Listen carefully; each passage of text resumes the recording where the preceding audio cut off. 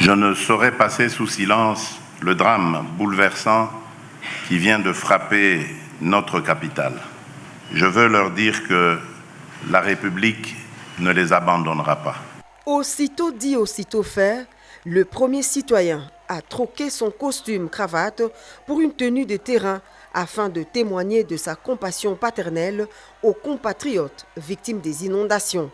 Ici, au stade Tata Raphaël, ce sont des familles entières qui font partie de nombreux sinistrés victimes du débordement de la rivière Ndjili qui s'est déchaînée en détruisant tout sur son passage.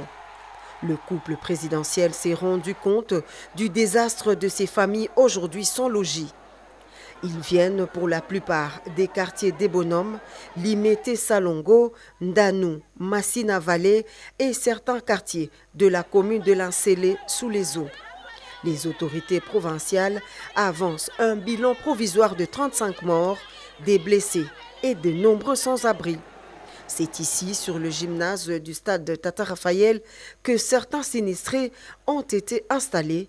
Le récit est simplement funeste. Touché par ce drame, le président de la République, accompagné la distinguée première dame, a pris le temps d'écouter les récits poignants de ces familles qui ont perdu presque tout. En réponse à cette crise, le chef de l'État a promis un accompagnement aux familles concernées.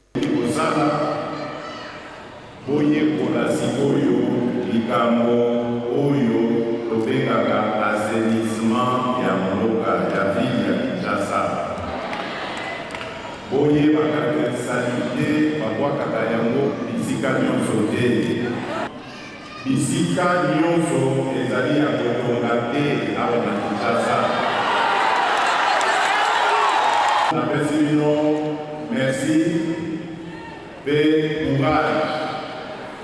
Nalobi na bino tokotika bino te, tokozala na bino okobanda wa.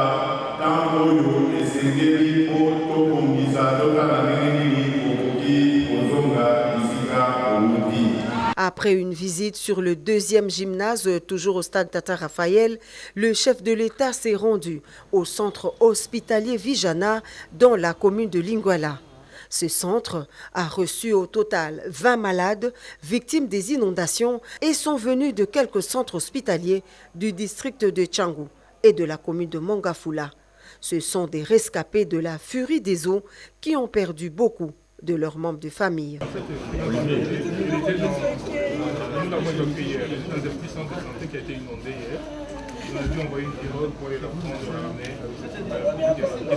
Le président de la République et la distinguée première dame ont fait le tour des pavillons et échangé quelques mots de réconfort avec ces victimes. Une visite de soutien aux blessés et malades déplacés de leur centre hospitalier inondé par les eaux de pluie. Une grande joie pour le médecin directeur de ce centre. Avec cette visite, ces malades ont retrouvé une lueur d'espoir.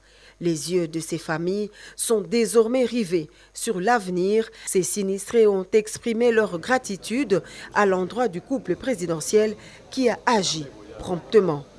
Leur peine est tant soit peu soulagée, même si la météo annonce d'autres grandes pluies sur Kinshasa en cette période.